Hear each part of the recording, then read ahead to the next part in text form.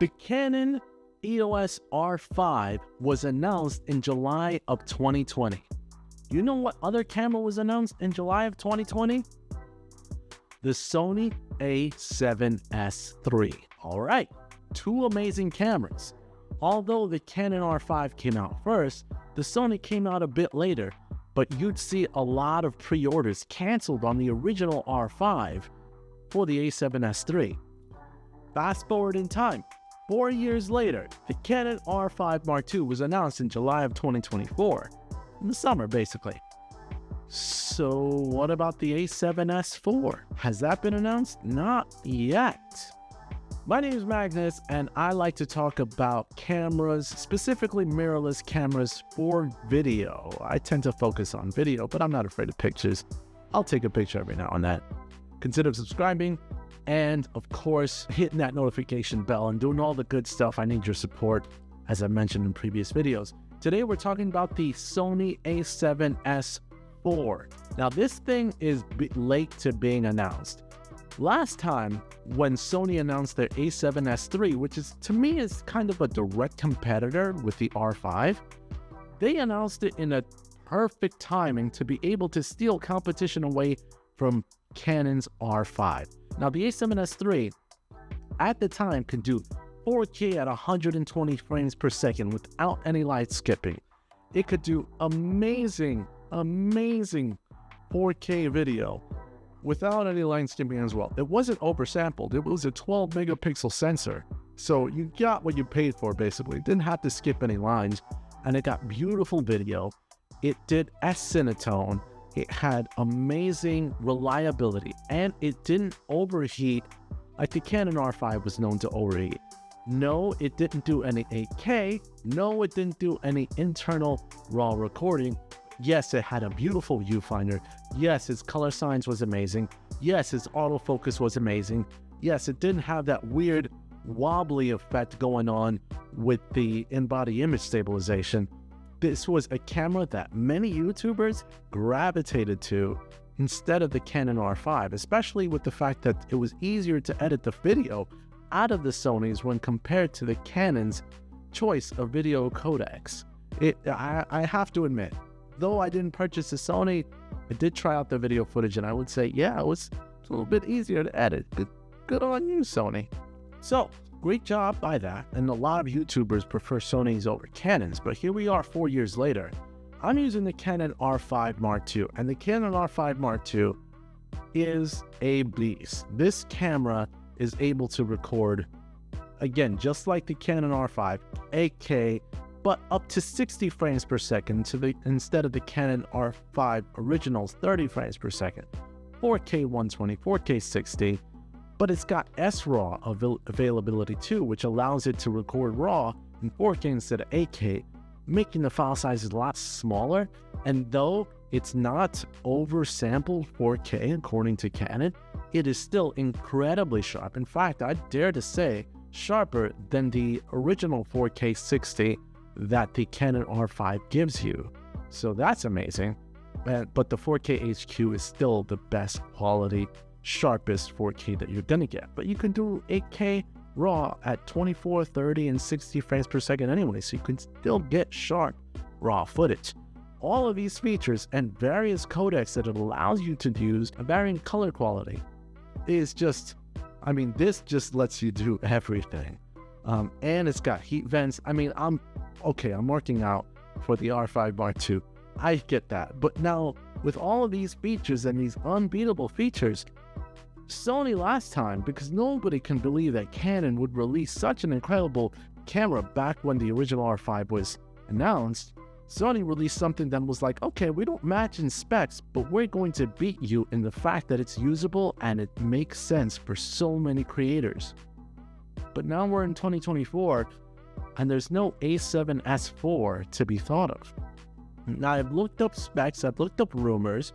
Some have actually speculated that the quality of the A7S IV is going to be bumped up from 12 megapixels to like 24 megapixels. And it's going to be like downsampled 6K footage into 4K at up to 120 frames per second, which would be incredible. and let alone incredible dynamic range. Autofocus is going to be stellar, next generation autofocus. I've even seen other places where it says that the viewfinder is not going to be as high res as it used to be, but you would probably get a better refresh rate on that EVF, which would be pretty cool too, amongst other features and rumors and speculation. But to be honest, they're kind of late in the game. It's already October, and 4 years ago, you already had the camera almost, if not already released in the A7S III. So where is the A7S IV? Sony, I think that they are just kind of biding their time and really want to make this camera stick out. If I were to say that any of the rumored specs make any sense, it's probably the increased resolution, because they probably want sharper video, but they need to maintain the low light performance that the original A7S series was known for, because they can do incredible work in low light. So if they're going to do higher pixels, that is also known to kind of jeopardize the low light situation. And we don't want that in a new Sony camera. So they're probably working on something with that. I don't think it's going to have a global shutter, to be honest. It doesn't make any sense to me to put a global shutter on something that will probably have an incredibly fast readout speed. They might prefer to actually do a stacked sensor, which does do a little bit of hit of dynamic range, but I doubt it'll be as much as it would be if you use a global shutter. Now, global shutter in itself, again, we've seen that before from Sony. The A9 Mark III has a global shutter. And even though the dynamic range is compromised a bit, it's barely noticeable. And at this point, it almost makes sense to do that. A lot of manufacturers are starting to lean away manual shutters and start to want to use electronic shutters. And having a global shutter makes it basically flawless. But you don't need one if you've got a fast readout speed on your CMOS sensor and it's not a global shutter, especially if it's stacked. You're going to get incredible performance. The R5 Mark II, I can tell you that though on the original R5, I still used the manual shutter. I said if I'm going to take a picture, I'm going to use the manual shutter. It just makes more sense to me. On the R5 Mark II, I saw the manual shutter's performance, and then I'm like, I'm going to stick to electronic shutter.